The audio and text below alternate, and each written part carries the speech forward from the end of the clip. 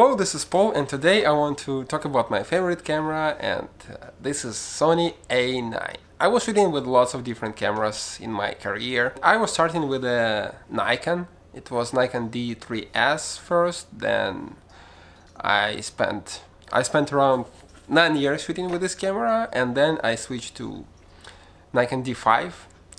And then in a month after D5 I switched to the Sony A9, and the difference is huge for me because I'm shooting mostly weddings, and for me it's very important to have a camera that is super fast and as lightweight as possible. And Sony provides all this and even more. Because like when you're shooting with a DSLR camera, you don't have all these extra fancy autofocus systems that Sony cameras have, like the wide autofocus, when your camera can focus anywhere you like and it tracks the object from one corner of the frame to another without losing its sight. Also, you can have an eye autofocus, which is super cool when you're using fast lenses like 85, 1.4 G Master or something like this. When you have DSLR camera, you need to focus your dot on the face somewhere and hope that the eye will be in focus. But with this camera you can actually press the button and it will focus on the eye and nowhere else. And with a new update from the Sony that is coming, you will be able to track your objects even when the camera losing the side of the object. Like, for example, they're hiding behind the wall and then come back. In this case, camera will still remember who your object is. And also this camera provides all the main features that every professional camera for wedding photographer should have. For example, like 2 card slots for shooting something like weddings or any other commercial projects. You need to submit your files after, right? You cannot just tell your clients that, sorry guys, like I don't have your files anymore. They will go, oh yeah, this is not a problem. So in this case you have 2 card slots and every photo will go to 2 cards at the same time. So if one card fails, the second one should be fine because they're not connected in any way. It's 2 separate cards, 2 separate files. And if 2 of your cards failing at the same time, it means something more than just like your camera fails. It's more about like not a good luck, and it can happen actually sometimes, but it will not happen so often if you have just 1 card, right? Like if you have 1 card, you're doomed. But if you have 2 cards, you can still survive, right? It's nice. And also what's good about this kind of cameras, they are much lighter than DSLR cameras. I have it here actually. This is Sony, like, bro. This is the Sony A9, and as you see, it's a super small camera. It looks like any other Sony A7 cameras. The only difference, like from outside, if you will see it, like from the Sony A7 III or Sony A7R3 or something like this, the extra wheel here. Yeah, here you can switch all the manual focus, like the autofocus, continuous autofocus, single, all these extra features. That is fine, but you will not use them like so often, so it's not a big difference. But otherwise it's the same size, same body as any other last generation Sony cameras. What also I like about this camera is the battery. This battery can last you like a day pretty much, because like the previous Sony A7 cameras, A7 II, A7S II, A7R2, with older battery, you need like 5-10 batteries a day, and you will just switch them all the time and they're dying as crazy. You just like turned on your camera and half of the battery is already dead. Like in this case you can survive the whole wedding, and it's around 1000 plus pictures, like 1500 or something like this, from 1 battery. And if you have 2 batteries for the full day, for 3000 photos, 4000 photos a day, you don't need to switch any batteries at all. And what's also good about this camera, it's the eye eyepiece here, it's a digital. It's not a mirror as in any DSLR cameras when you actually see what's happening there. And if you adjust your exposure, if you adjust your aperture or anything like this, nothing will change. Nothing. You will just like, okay, I suppose that my aperture is 1.4, for example, and my background will be shallow. But you don't see it actually unless you check the photo after. In this case, you take a picture and you see it right away on your screen here or here. So it's a huge benefit, especially during the bright sun, when you're shooting during the day, like a harsh light or something like this. You will not be able to see the picture here because like it's too bright and you're like, ah, okay, somewhere near, maybe I will check it after when I get home. In this case, you see everything. And if you want to show your photos to your client right away during the shoot, you can just show them like, okay, look here, and they're like, oh, nice, nice. They actually see the photo. Because before, when it was just a DSLR, when you are not able to see the actual photo here, I was showing the pictures from the screen. Sometimes it's fine when the environment is dark or there is not a bright sun around. But if it's bright, man, you're not showing anything. You're like, ah, yeah, really? But I don't see anything. In this case, it's fine. The speed of this camera is crazy. I don't know what kind of pictures you need to take to use this camera in full. Because this camera can shoot 20 frames a second. Video, it's 24. So you pretty much can hold the button here and you shoot the video. You're skipping every 4 frames in 20. And also what's fun about this camera, there is no blackout. So when you take a picture using DSLR camera, you press the button and your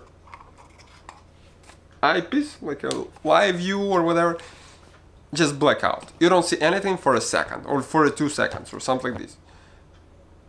It can be fine, but when you're shooting in a fast environment, this 1 second can be just everything that you have. And when somebody, like a first kiss for example, or guys putting the rings on each other, in this case, if you press the button and you don't see anything else that is happening, you're like, I hope that nothing important happened. But at the same time, like when you're looking like this, they may be running away from you because something happened. Here, you press the button and you still see everything that is happening. So this is a huge benefit. This is one of the main benefits of this camera, and this is the reason why I can't just like shoot with any other kind of cameras right now anymore. Because like when I see this blackout, I start to freak out a little bit. I start to freak out. I feel just uncomfortable because like I want to see everything that I shoot. And in this case, this camera allows me to do this.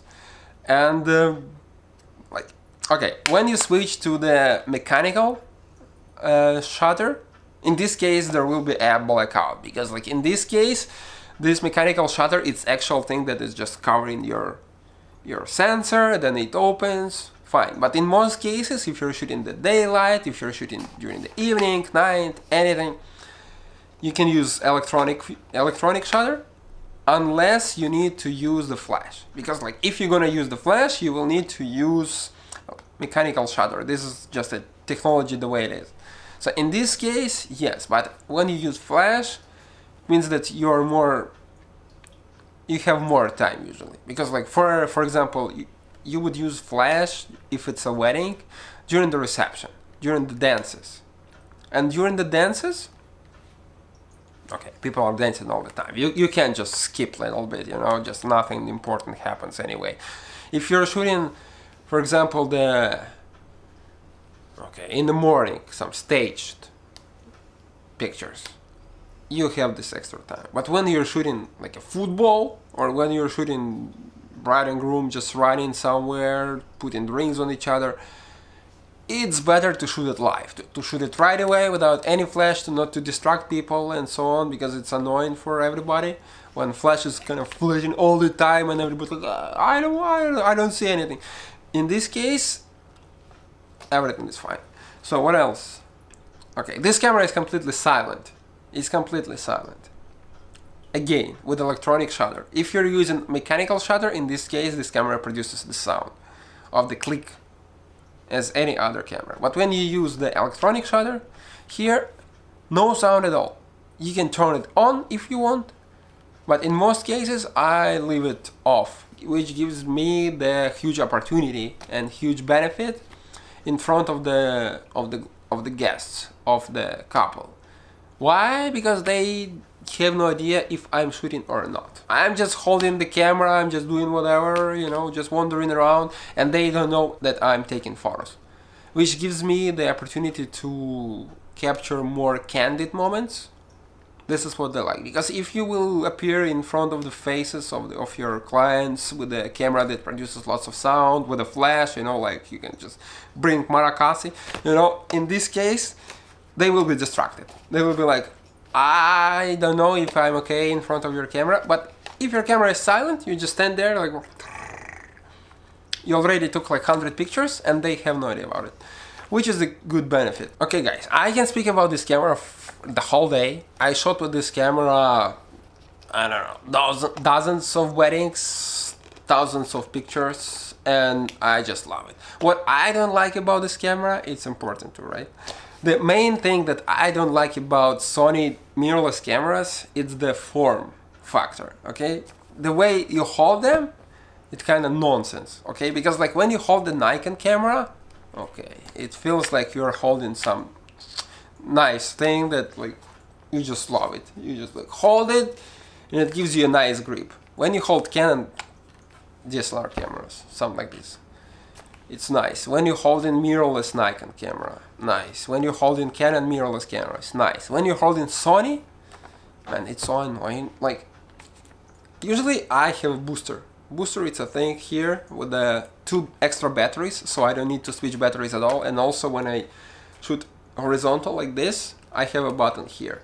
But when I want to switch for the vertical photo, I don't need to twist my hand like this, because it's annoying for me, you know. You need to kind of hold your hand like this and it feels awkward.